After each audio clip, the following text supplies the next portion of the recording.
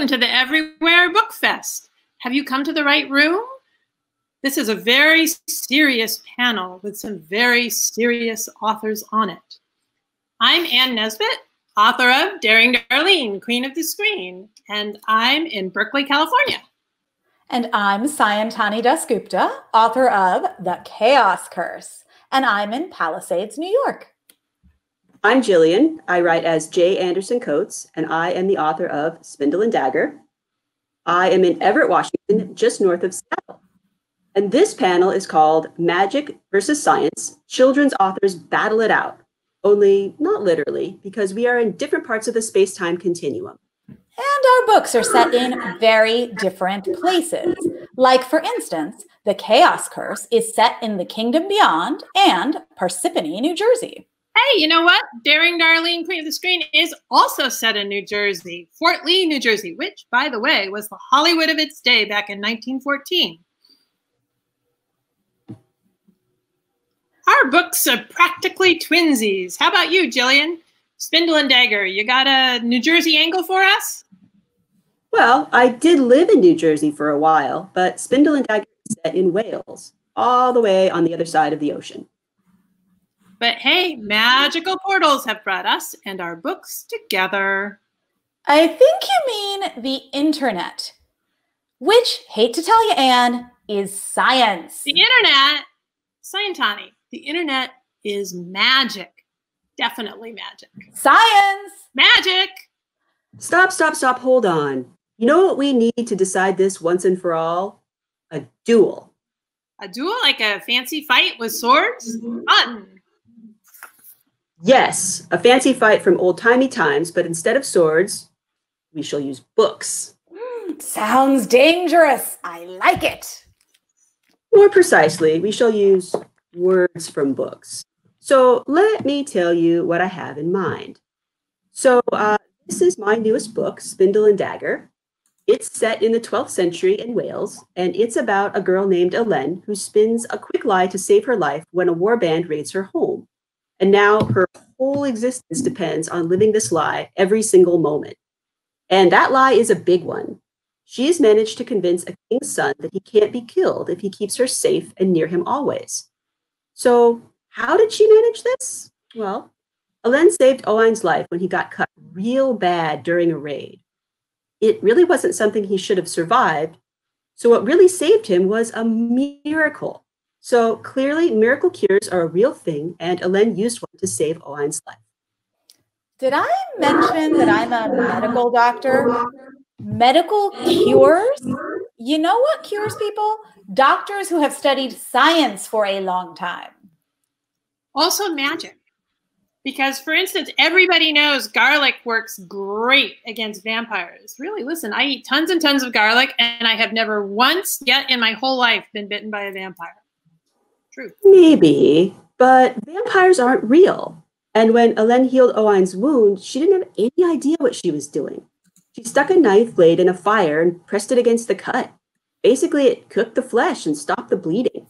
It is just as unpleasant as it sounds. She wasn't a doctor, and yet she didn't kill him. Miracle. Right. Okay. Sometimes a cure works when people don't expect it to, but that doesn't make it a miracle. It certainly doesn't make it magic. Besides, what Ellen did is an actual medical procedure we still do today. But it's not quite like she did it. It's called cautery, which is science. You want to see how it works? Check it out. I got here a piece of beef stew meat, and this here is a butter knife that I've been heating up in a candle flame for a while. Listen. So imagine this piece of beef stew meat is your skin, and I have basically just cooked the flesh and made it stop bleeding. Cool, huh? Elaine is saying how the saint she's named after must be at least partly responsible for Owain getting better. Elaine is basically saying that a saint can, just like wiggle her fingers and make someone better. That's definitely magic. Magic, magic, magic, magic, magic. Wait a second here. Believing in cures so hard they really work actually has a scientific name. Placebo effect. Here, I'll hold up a sign about it. placebo effect. And it's pretty powerful stuff. Sometimes placebos work amazingly well. Ha! Pull one over for the magic side. Placebo magic. Woo! Sorry, Anne, but the placebo effect doesn't work very well on gaping wounds. For that, you need a little old-fashioned medical sizzle, which even in the Middle Ages is science. And, for all we think medieval people didn't believe in science, Helene didn't wait around for a saint to wiggle their fingers and make a miracle. She took action. Okay, compromise. There was one real magical miracle here. Oh, what was that? That Helene managed to get a king's son to fall for her rubbish song and dance. So enough compromise. I want a duel. I think we should be swinging books like swords. What is that book you've been swinging around, Sayantani? Tell us a little bit more about it. Well, this is my latest book, The Chaos Curse, which is actually the third book in the Kiranmala and the Kingdom Beyond trilogy. This is a fantasy adventure series I wish I had when I was growing up as the daughter of immigrants from India. Because when I was younger, I didn't get to see any kids who looked like me, starring in their own story, being awesome and heroic, or saving the world. There's a grown-up author named Toni Morrison who says the following: if there's a book that you want to read, but it hasn't been written yet, then you must write it. So this is the series that I wrote because I wanted to see it. And I think if we're going to solve all the problems of the world, we're going to need all the superheroes from all the different backgrounds we can get. Yeah, but wait a second. I thought you said Kiranmala is just a girl growing up in New Jersey. She's not a superhero. Everyone who survives New Jersey is a superhero. Kiranmala thinks she's just an ordinary kid from New Jersey. But it turns out she's really a princess from another parallel dimension, just like her parents have always told her. She gets to this parallel universe, which is called The Kingdom Beyond 7 Oceans and 13 Rivers, through a series of portals. In the first book, it's a transit corridor guarded by a riddling monster. In the second, it's an intergalactic portal created by 2 giant talking birds, which Kiranmala has to fly through in a flying auto rickshaw. And in the third book, it's a portal that pops up inside a magical clothes dryer. So the entire series is based on this idea of the multiverse, multiple universes that coexist just out of reach of one another. Clearly, the multiverse is an entirely made-up deal. I mean, transit corridors guarded by riddling monsters, portals by talking birds, getting to another universe through a magical clothes dryer? Come on, Sayantani, that's not science. And what is a flying auto rickshaw, anyway? Oh, I rode in one of those in Thailand once. Sometimes they're called tuk-tuks, right? Or three-wheelers. Don't get distracted, Anne. Whatever they're called, they can't fly, can they? Certainly not through outer space. All right. Yeah, that's true. For sure not. And I don't think outer space is pink either. Anyway, the main thing is it's not science. Okay. Maybe I made up the thing about the flying auto rickshaw. And the magical clothes dryer. And the monster that loves riddles. Okay, all that too. But multiverse theory is something that actual space scientists think might be possible. Stanford University scientist Andre Linde has suggested a theory called the theory of eternal chaotic inflation. And what the theory of eternal chaotic inflation did was really influence my thinking in The Chaos Curse. This theory suggests that there may be an ever-increasing number of universes without end.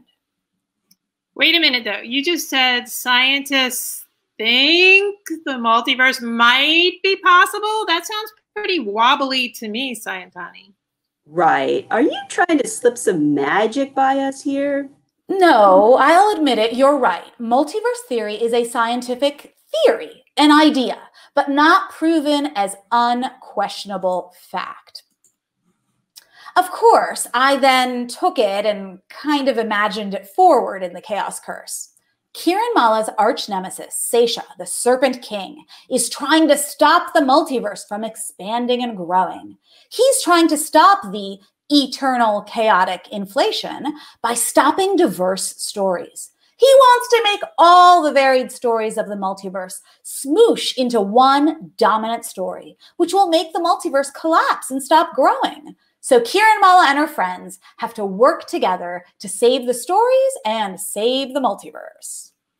I love how in your books, the famous scientist Albert Einstein shows up to help guide Kiranmala and her friends. Yeah, but visits from 20th century physics heroes? I'm pretty sure that's got to be magic. All right, you got me. That part's magic for sure. But I kind of loved the idea of scientists coming and helping Kiranmala on her quest. And I loved this idea of the multiverse as a metaphor for the immigrant experience. After all, immigrant families like mine, we're galaxy hoppers in a sense. We know what it's like to live in and travel to multiple realities. We're like explorers who can journey to and from different universes, bringing our stories with us. And to me, that's magic too. Wow, you know what, Sayantani? I love that. That's a great thought. It is, but wait, people, who's getting distracted now? You know what else is a great way to travel to many, many other worlds? You mean other than a flying auto rickshaw? Yep, best form of transportation ever, the movies. Anne, I think we're supposed to be talking about books here. Yeah, but my book's about the movies.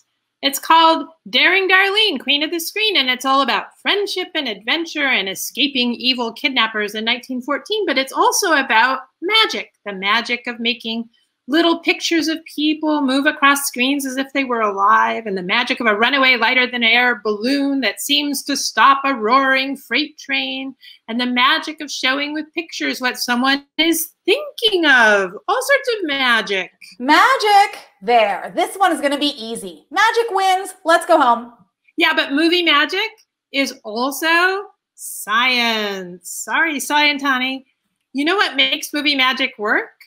You know what's hiding behind all the film tricks that people use in movies to make amazing things happen? Science. Oh, come on now, science. How can that be science? I'd like to see you make pictures come to life. Okay, then sure. What are you doing there? I'm making pictures that move. I'll need a lot of paper. Actually, I'll need lots and lots and lots of paper. Excuse me, but that's just a drawing. Nothing's moving yet. I think you clearly need more magic. Yeah, but see, if I make enough drawings and I show them to you really, really fast, then your eye and brain can't see each picture separately anymore, and it'll look like they're moving. But it looks to me like it might take you months to make enough drawings. Drawing is hard. Yeah, it is. Actually, there's a great little movie from 1914 that's all about making drawings that move. It's called Gertie the Dinosaur, and it's by a great cartoonist named Winsor McKay. And watching it counts as research. In the movie, the artist says, I made 10,000 cartoons, each one a little bit different from the one preceding it. And then you know what? They show you a picture of the stacks and stacks and stacks of little images he had to draw. Oh man, that is a lot of paper. I'm not even sure magic can help you with that. But we don't have months right now for you to draw all of those pictures, awesome as they are. We got about 2 minutes. Do you have to draw each picture? No, you don't. Because you could get a camera that could take lots of photographs very fast. And then you could print all of those pictures on a long piece of film, and you could shine light through them as they whip through a projecting machine so they appear on the screen. Click, click, click, click, click, click, click, click, really fast, maybe 16 pictures every single second. And presto, magico, your brain is fooled again, and they'll look like they're moving. Magico, magico, you said presto, magico. Magic, I told you it was magic. Sayantani has a point there. If you're fooling the brain, is that science? Fooling the brain sounds like something a tricksy magician would do. No, no, no, no, no, no, no, no. And anyway, making pictures move isn't all I can do. I could even make a broken plate put itself together again. All right, that's magic for sure. Could be science if glue's involved, just saying. All right, Jillian, have you ever seen a broken plate fix itself in real life? That is fairy tale level magic, I tell you. That is kingdom beyond level magic. Nope, nope, nope. No magic necessary. All you have to do is run the thousands of little pictures quickly backward, and it will look like time is reversed. What did I tell you? Movie magic is science magic. Want to know something else? What? Maybe? We are all actually just moving pictures right now. How about that? Come on, I'm really here. I'm not some little stick figure drawn 10,000 times. Yeah, I'm pretty sure I'm right here too.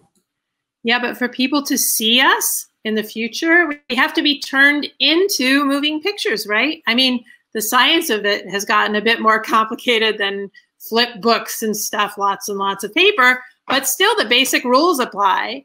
Images have to be made of us that will fool the brains of everyone watching into thinking we are actually moving and talking.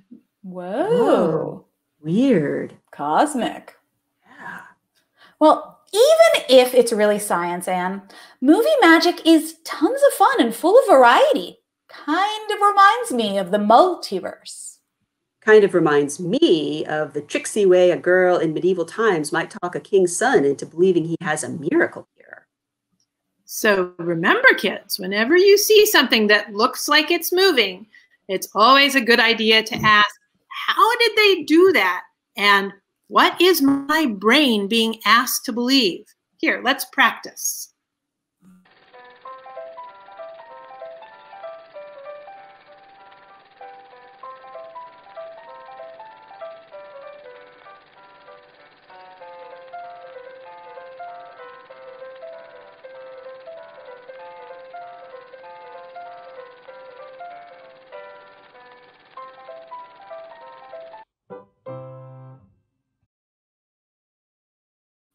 Now, that was magical. I know, right? But also very science-y. Well, it looks like that's all the time we have today.